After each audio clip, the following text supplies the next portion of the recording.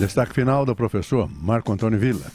Bem, agora cada hora inventa uma moda em relação à crise política, aquela que começou na semana passada, a partir da quarta-feira às 7 da noite, né? E colocou o Brasil de ponta cabeça. Nós já passamos 9 dias desde aquilo e muitas vezes não saímos do lugar. Em relação ao presidente da República, ele tentou várias manobras, fez 2 pronunciamentos televisivos e radiofônicos, né? Fez mais um na internet, mas desses 2 para se posicionar sobre a crise. Tem tentado fazer uma articulação, mostrar que a saída dele ia trazer o caos ao país, como se ele fosse um enorme líder popular e tivesse um raio de influência que nunca teve, né?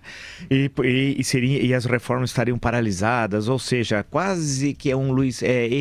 depois de mim o dilúvio, tal, né? Ele poderia dizer tal qual um rei francês absolutista, tal. Nada disso, tudo conversa fiada, né? Dizer que a saída dele pode levar ao caos, tal. Ao contrário, a permanência dele pode esgaçar de tal forma a tensão política que vai chegar um momento de uma crise dos diabos aqui. O melhor caminho para ele seria, insisto, é um ato unilateral, um ato de vontade pessoal dele chegar e pedir o boné, renunciar a tal. Ele só não renuncia.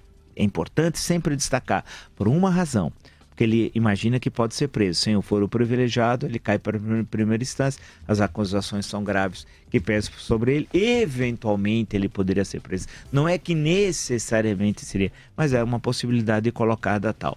Aí, alguns falam assim, não vamos pensar não vamos retirar esse ato unilateral do presidente, vamos passar para uma outra possibilidade de sair a crise. O impeachment, claro, é coisa de 6 meses. Então, imagina o tempo que vai durar. Então, vamos fazer o seguinte, vamos jogar para o TSE. O Tribunal Superior Eleitoral está apreciando desde 2015 a denúncia feita pelo PSDB, né, sobre a eleição de a chapa Dilma Temer e tal. Era para ter julgado, e nós aqui entrevistamos tantas vezes o ano passado, por exemplo, o ministro Gilmar Mendes, que fosse em maio, falava que o julgamento seria em maio, né? Primeiro era abril, passou para maio, passou para junho, depois passou para o segundo semestre, né? Falava em outubro, foi indo, aí passou para esse ano, impedindo que tivesse a eleição direta, tal qual dispõe a Constituição. Agora a eleição ela é congressual, então eles acham que o TSE vai fazer uma votação 5-2 contra Temer.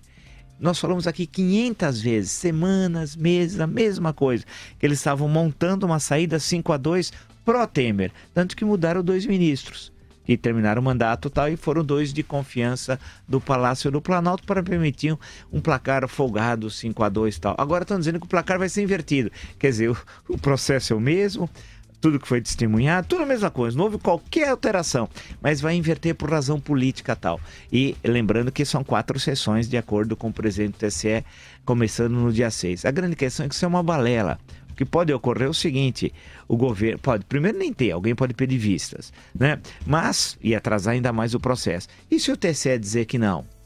Vim com a tese de separar, bate na Dilma e permanece o Temer na presidência. E aí? E aí, o que será de nós? O que será do Brasil? Portanto, só tem um caminho, hoje, rápido, para resolver a questão.